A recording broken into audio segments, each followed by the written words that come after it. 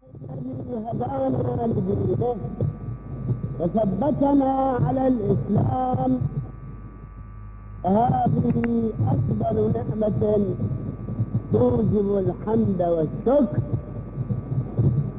وأشهد أن لا إله إلا الله وحده لا شريك له، نشهد بذلك. يوم تقلبت القلوب والأبصار وأنكر الناس وحدانية ربهم، فباءوا بالخيبة والخسران. وأشهد أن محمدا عبده ورسوله، أشهد بذلك في عصر استهزأ به الجهال والرجعيون إلى عصور المادة، استهزأوا برسالة النبي الأمين ولم يعرفوا أسرار الشرع المبين. أشهد بذلك. اللهم صل على محمد وآل محمد.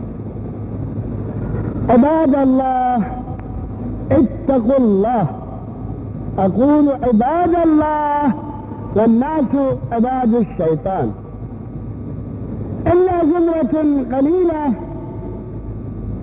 في هذا المسجد وفي مساجد أخرى قد لا تبلغ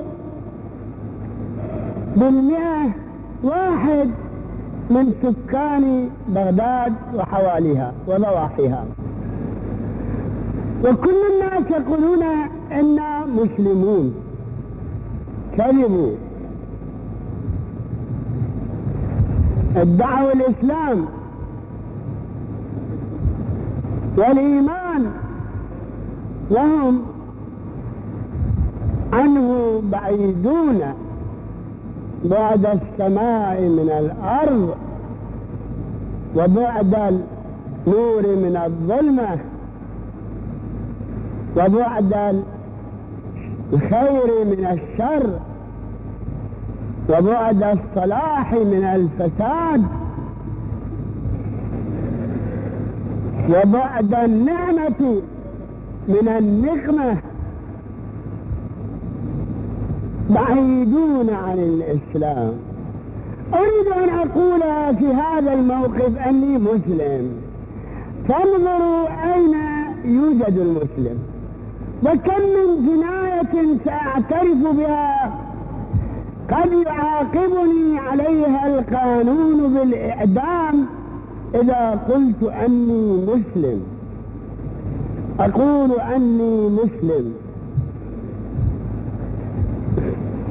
وإن وقفت أمامي القوانين الوضعية فحكمت علي بأن أقطع إربا فأنا مسلم، وأرجو أن تكونوا مسلمين كذلك، لا تخافون أحدا ولا ترهبون سلطانا.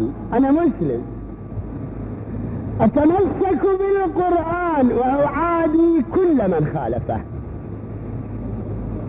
لا لعداء شخصي بيني وبين من خالف القرآن، بل لأن عدو القرآن عدو لله، عدو لرسوله، عدو للخير، عدو للصلاح، عدو لكل شيء. وأنا في ذلك متمسك بما قاله تعالى: قد كانت لكم أسوة حسنة في إبراهيم والذين معه إذ قالوا لقومهم إنا براء منكم ومما تعبدون من دون الله كفرنا بكم وبدا بيننا وبينكم العداوة والبغضاء أبدا حتى تؤمنوا بالله وحده. فمعادي مخالف للقرآن ماذا يحكم عليه القانون؟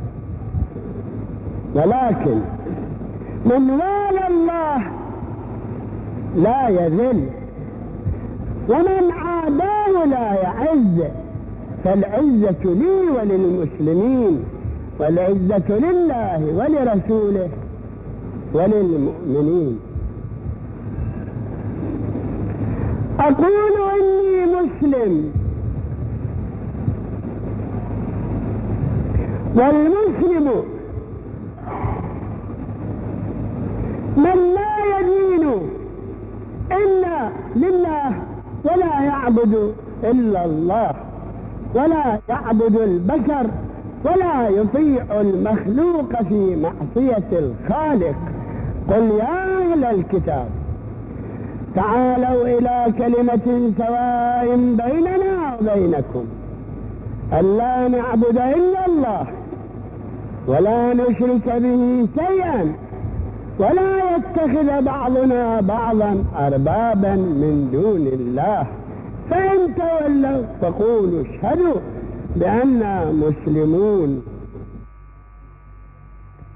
مسلم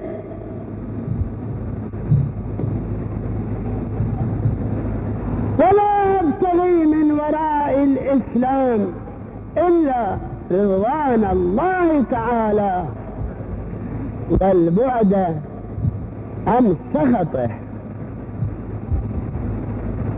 فإذا قلت أني مسلم فمعناه أني أدين بأحكام الإسلام، وماذا سيحكمني القانون الوضعي؟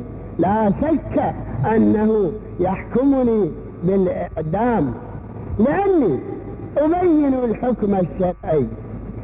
المشرك شر من الكتابي، والكتابي شر من المبدع، وشر الشر هو الملحد. وحكم الملحد أن يقتل وأن تقسم أمواله وأن تبين زوجته وتعتده وتتزوج بمن شاء.